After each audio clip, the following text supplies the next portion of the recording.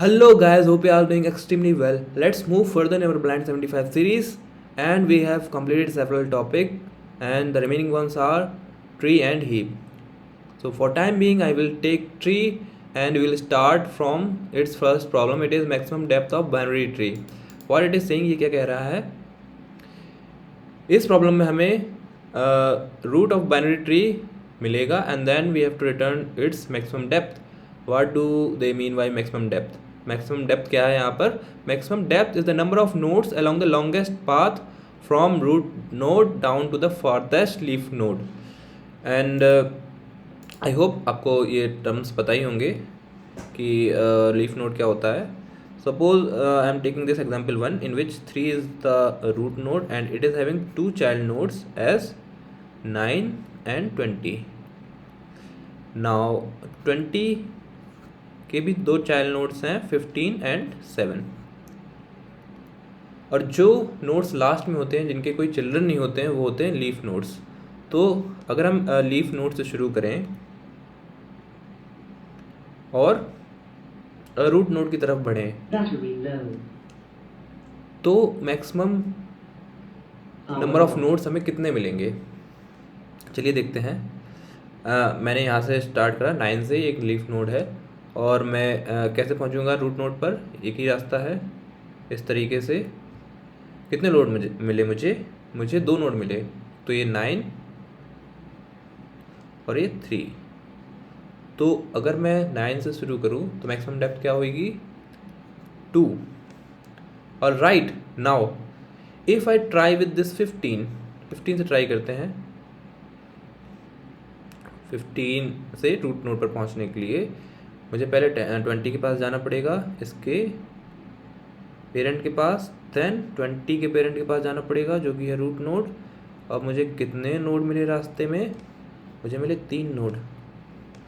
Similarly अगर मैं 7 से ट्राई करता हूँ पहुँचने की रूट नोड तो क्या रास्ता रहेगा? 7 से हम जाएंगे 20. क्या 20 से 15 पे आना है? नहीं, हमें तो रूट नोड की तरफ जाना है जो कि ऊपर की तरफ है. तो हम 20 से जाएंगे रूट नोड की तरफ and we have reached the root node. How many nodes we have visited? 3. So depth here we get 3 depth. And which one is maximum? 3 is the maximum. So here in this case example 1 will return 3 and see here we are returning 3. Now you understood that what they want us from us.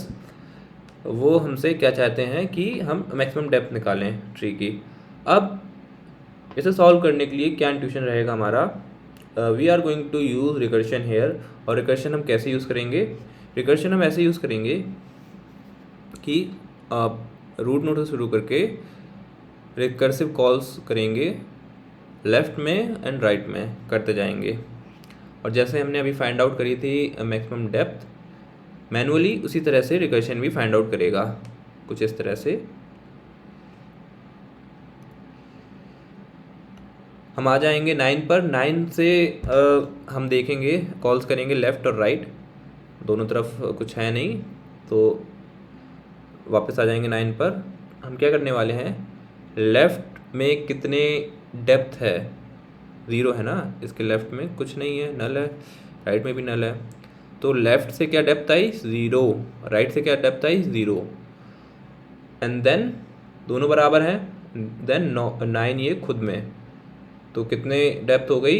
इस अगर 9 node को हम एक sub tree का root माने तो ये sub tree हो जाएगा कुछ ऐसा. इसकी कितनी डेप्थ होगी? 1 ही होगी, इसमें 1 ही नोड है. ऑलराइट, तो अब हमें यहाँ पर डेप्थ पता चल गई इसकी.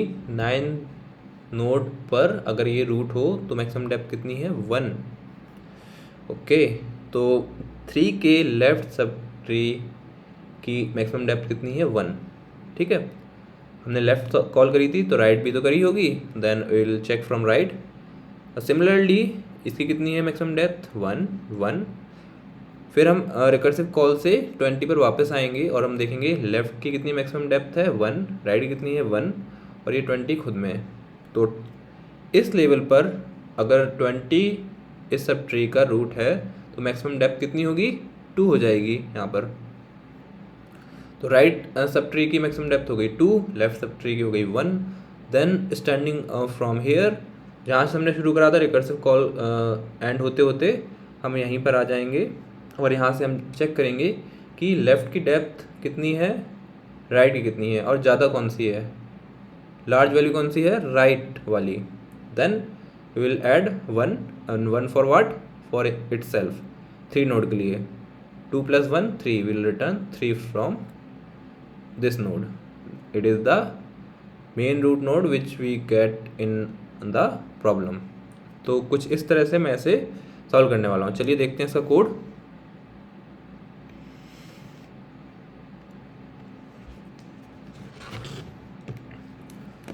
As it is going to be a recursive function, we will start from the base case, and here in this case base case is going to be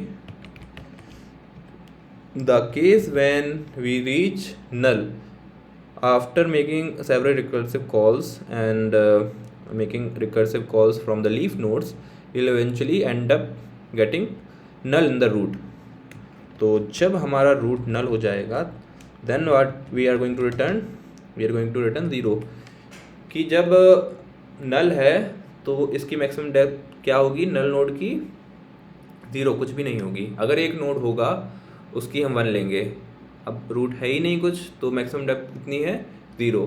और शुरुआत में भी अगर हमें रूट नल मिलेगा तो भी मैक्सिमम डेप्थ कितनी होगी, 0 ही होगी, इसलिए यहाँ पर हम 0 रिटर्न कर रहे हैं। Now 2 things are remaining here that are always present in recursive call. What are they? They are small calculation and recursive call. So let's do both the steps in a single line like this. We'll return max depth, we'll are making here recursive calls, max depth root left, okay, then max depth